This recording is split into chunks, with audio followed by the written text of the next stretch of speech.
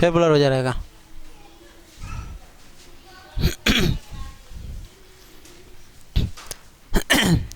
करो, हो गया। तो चलिए आज जान लेते हैं बिहार पुलिस का सिलेबस। और सिलेबस समझने से पहले हमें ये पता होना चाहिए कि जो पेपर है इसका पैटर्न क्या होता है।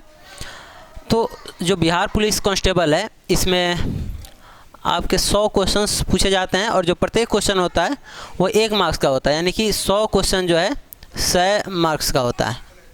ठीक है, तो सबसे पहले तो ये आपने दिमाग में बैठा लीजिए कि क्वेश्चन पूछे जाएंगे कितनी 100 और प्रत्येक क्वेश्चन के लिए 1 मार्क्स होगा, यानी कि टोटल जो आपका मार्क्स होगा वो होगा 100। तो 100 क्वेश्चन 100 नंबर होगा। और सबसे अच्छी बात यह है ना बिहार पुलिस की कि इसमें कोई निगेटिव मार्किंग नहीं है।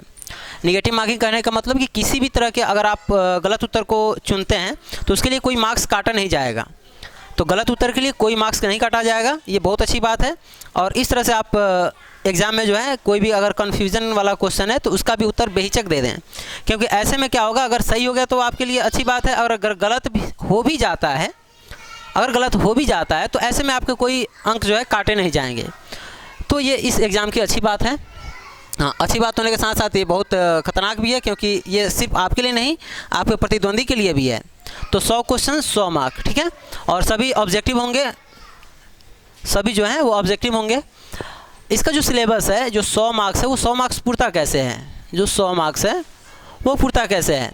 तो इसमें जो है सबसे पहले आप समझ लें हिंदी, इंग्लिश और मैथ, ये जो है आपके लगभग, ये जो भी हम लिख रहे हैं ना क्वेश्चन, ये लगभग में है, ये 100% नहीं होता है। हाँ, कभी किसी से ज़्यादा किसी से कम आता है, लेकिन एक औसतन देखा गया पिछले कई वर्षों में कि हिंदी के 10 क्वेश्चन पूछे जाते हैं, इंग्लिश के भी 10 और मैथ के भी 10 क्वेश्चन पूछे जाते हैं। और इस तरह से हम देखें तो कुल मिला के ये 30 मार्क्स जो हैं बड़ी ही सहजता से मिलने वाले हैं। हिंदी जो है आपको काफ़ी नॉर्मल क्वेश्चन रहता है, बहुत हार्ड नहीं रहता है। हाँ, इंग्लिश आपको हो सकता है हार्ड लगे, यदि आपने ग्रामर को अच्छे ढंग से नहीं पढ़ा होगा 12th में तो हार्ड लग सकता है, और बिहार बोर्ड वाले बच्चे के साथ ये समस्या होती है।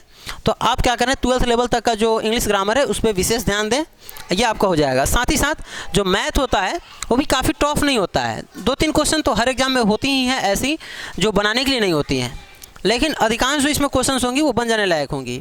तो ये जो 30 नंबर है इसकी तैयारी आप कम समय में और बेहतर ढंग से कर सकते हैं। बाकी जो 70 नंबर बचा, 70 नंबर को 2 खंड में बांट दीजिए। जो 70 मार्क्स है इसको आप 2 खंड में बांट सकते हैं। एक हो जाएगा आपका साइंस सेक्शन और एक हो जाएगा आपका सोशल साइंस सेक्शन, ठीक है। इसको जनरल स्टडी भी कहा जाता है, जीएस जनरल स्टडी, आप जीके भी कहते होंगे शायद। तो जनरल स्टडी जो है इससे 70 क्वेश्चन होंगे 70 नंबर के, और इसे आप 2 सेक्शन में बांट सकते हैं। और ये जो होगा साइंस अकेले होगा आपका 30 नंबर का, 30 क्वेश्चन लगभग इससे पूछे जाएंगे, और 40 जो क्वेश्चन है लगभग सोशल साइंस से पूछे जाएंगे। तो 30 क्वेश्चन आपके साइंस से पूछे जाएंगे, जो कि आपका रहेगा 3 चीज़ों से, फिजिक्स से, केमिस्ट्री से और बायो से, फिजिक्स केमिस्ट्री और बायो से। साथ ही साथ एक जो लूसेंट बुक है, आप लूसेंट बुक में एक लास्ट में खंड देखते होंगे, अगर आपने पढ़ा होगा तो, और नहीं पढ़े होंगे तो पढ़ लीजिएगा, देख लीजिएगा। उसके अंत में रहता है विविध, उनसे भी कुछ क्वेश्चंस को इसमें रख दिया गया होता है। तो 30 नंबर आपको यहाँ से मिल जाएगा, और इसका लेवल बहुत हाई नहीं होता है, लेकिन हाँ गहराई तक जाता है। इसमें ज़्यादा जो चीज़ें होती हैं वो फैक्चुअल होती है, फैक्ट्स होती हैं जिन्हें याद करना पड़ता है। कंसेप्चुअल्स भी होती हैं, लेकिन ज़्यादा मात्रा रहता है फैक्चुअल का, फैक्ट का, जिन्हें आपको याद करना पड़ता है। और जो सोशल साइंस है, जो 40 नंबर है, उसको आप इस तरह से बांट सकते हैं, history, pol science, geography, economics, ये 4 तो हो गए। साथ ही साथ एक चीज़ और इसी के अंदर रख दिया जाता है, करंट अफेयर को। तो इन 5 खंडों को जोड़ करके आपको 40 मार्क्स मिलेगा, और ये पढ़ना बहुत हार्ड है। ये जो हिस्ट्री है, अगर आप इसको अगर काफ़ी गहराई से देखेंगे, हमने पहले 30 नंबर आपको बताया कि काफ़ी ये सहज है। कारण ये था कि इसका कोई बहुत ज़्यादा खंड नहीं है, इसका बहुत ज़्यादा खंड नहीं है, और इसके भी बहुत ज़्यादा खंड नहीं है। तो इसको तैयार करना काफ़ी आसान और सहज है। इसे भी, इस 30 नंबर को भी तैयार करना उससे थोड़ा सा टफ है, लेकिन ये जो 40 नंबर है देखने में ज़्यादा है, लेकिन इसकी तैयारी भी उतना ही कठिन है। ये जो 40 नंबर है इसका तैयारी उतना ही कठिन है। कारण क्या है, जो आप अकेले अगर एक हिस्ट्री की बात करें, अकेले अगर आप एक हिस्ट्री की बात करें तो इसके 4 सेक्शन हैं। एक है एंशिएंट, यानी कि जिसको आप प्राचीन कहते हैं। दूसरा मेडाइवल, जिसको आप मध्यकालीन भारत के इतिहास कहते हैं। और तीसरा मॉडर्न, जिसको आप आधुनिक भारत का इतिहास कहते हैं। इसके बाद एक और आपको हिस्ट्री पढ़ना पड़ेगा, और वो होगा आपका वर्ल्ड हिस्ट्री, यानी कि विश्व इतिहास। इसवी मत पढ़ लेना भाई, इतिहास है, शॉर्ट में लिख दिए हैं, ठीक है। तो विश्व इतिहास, इस तरह से आप 4 पढ़ेंगे, 4 सेक्शंस को, तब इससे कुछ मार्क्स आएंगे। उसी तरह से पोल साइंस में है, इसमें से विश्व राजनीति भी पढ़ना पड़ेगा और इंडियन भी पढ़ना पड़ेगा। वर्ल्ड पॉलिटी और इंडियन पॉलिटी दोनों पढ़ना पड़ेगा। आप 9th 10th का जब पॉलिटी पढ़े होंगे तो उसमें अधिकांश जो है वर्ल्ड पॉलिटी के बारे में 9th में है, 10th में भी वर्ल्ड पॉलिटी ही ज़्यादा है। इंडियन पॉलिटी आप 12th में पढ़े हैं।